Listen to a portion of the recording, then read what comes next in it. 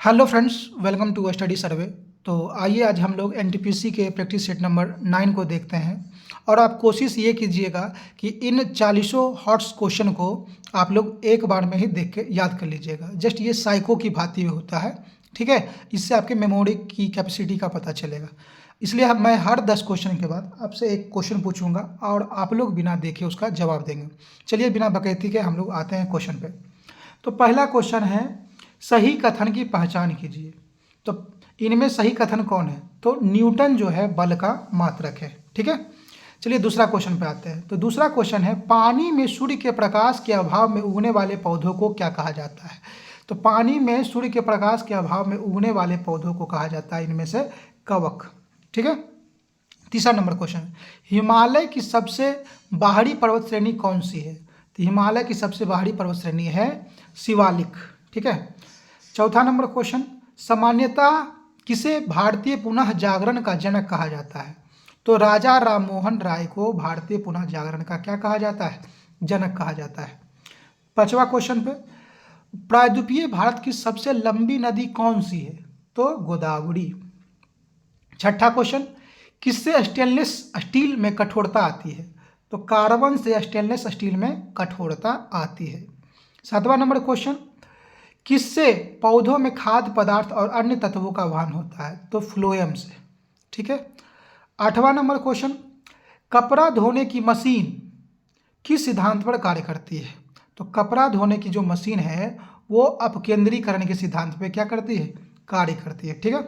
नौवां number question, जनसंख्या का मतलब क्या होता है? तो जनसंख्या का मतलब होता है 1000 पुरुषों पर महिलाओं की संख्या। 10वां नंबर क्वेश्चन, राजस्थान में परमाणु विद्युत केंद्र कहाँ है? तो रावत भाटा में, ठीक है। 11वां नंबर क्वेश्चन, निजता का अधिकार किसके अधीन आता है? तो अनुच्छेद 21 के अंतर्गत, ठीक है। ये हमारे 10 क्वेश्चन हो चुके हैं। तो क्वेश्चन आपसे पूछा जाए, आप बिना देखे इसको बताएंगे। हिमालय की सबसे बाहरी पर्वत श्रेणी को क्या कहा जाता है? आपको बताना बिना देखे। तो शिवालिक। पुनः जागरण का जनक भारत में किसे माना जाता है? तो राजा राममोहन राय को, ठीक है। प्रायद्वीपीय भारत की सबसे लंबी नदी कौन सी है? तो प्रायद्वीपीय भारत की सबसे लंबी नदी है गोदावरी, ठीक है। चलिए अब हम लोग आगे चलते हैं। 12वां नंबर क्वेश्चन है, शाहजहां के शासनकाल में कौन सा विदेशी यात्री भारत आया था? तो निकोलो मनुची, ठीक है। आपको बताना है कमेंट में कि ये कहाँ का यात्री था, ठीक है। 13वां नंबर क्वेश्चन, इनमें से अधातु को पहचानना है। तो फ्लोरीन एक अधातु है। 14वां नंबर क्वेश्चन, मानव मस्तिष्क की कौन सी पाली श्रवण से संबंधित है? तो शंख पाली जो है किससे संबंधित है? श्रवण से, ठीक है। चलिए अगला क्वेश्चन पे आते हैं। चेरनोबिल महाविपदा किसके प्रदूषण का परिणाम है? तो रेडियोधर्मी अपशिष्ट का, ठीक है।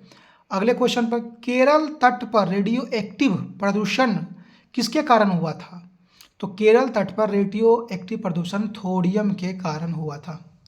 चलिए अगला क्वेश्चन पे हम लोग आते हैं। तो अगला क्वेश्चन अगर हम लोग देखें तो स्तनधारियों में उत्सर्जन का कार्य निम्नलिखित में किस अवयव के द्वारा होता है? तो गुर्दे के द्वारा, वृक्क। 18वां नंबर क्वेश्चन, द्वितीय हरित क्रांति का उद्देश्य निम्न में से किस कृषि उत्पाद की वृद्धि से है? तो यह अंतःवृष्टि वृद्धि से है, अंतःवृष्टि वृद्धि से है, ठीक है। चलिए अगला क्वेश्चन पे हम लोग आते हैं। भारत के उत्तरी पश्चिमी भाग में शीतकाल में किस कारण से वर्षा होती है? तो पश्चिमी विक्षोभ के कारण। 20वां नंबर क्वेश्चन, कौन से पुर्तगाली नेता ने ब्लू वाटर पॉलिसी की शुरुआत की थी? तो ब्लू वाटर पॉलिसी की शुरुआत किसने की थी? फ्रांसिस्को डी अल्मेडा ने, ठीक है। और 21वां नंबर क्वेश्चन हम लोग देखते हैं। 21वां नंबर क्वेश्चन है, कोशिका में आत्महत्या की थैली किसे कहा जाता है? तो लाइसोसोम को। 22वां नंबर क्वेश्चन, किस अनुच्छेद में भारत में एक समान सिविल संहिता का उल्लेख है? तो अनुच्छेद 40 में, ठीक है। तो ये हमारे है ना 22 क्वेश्चन हो गए हैं। इनमें आपसे पूछा जाता है ना, आपसे 2-3 क्वेश्चन पूछ लेते हैं, बिना देखे आपको बताना है किस है ना अनुच्छेद में समान सिविल संहिता का उल्लेख है। तो अनुच्छेद 44। केरल में मुख्यतः जो परमाणु तत्व पाया जाता है जिसे परमाणु विस्फोट हुआ था वो क्या था? तो थोरियम था, ठीक है। चलिए प्रायद्वीपीय भारत की सबसे लंबी नदी का नाम बताना आपको। तो ये क्या था? तो वो गोदावरी है। चलिए अब अगले क्वेश्चन पे आते हैं। परियोजना के उद्देश्य से नंबर 23, परियोजना के उद्देश्य से किन नदियों को युग्मित किया गया था? तो गोदावरी और कृष्णा।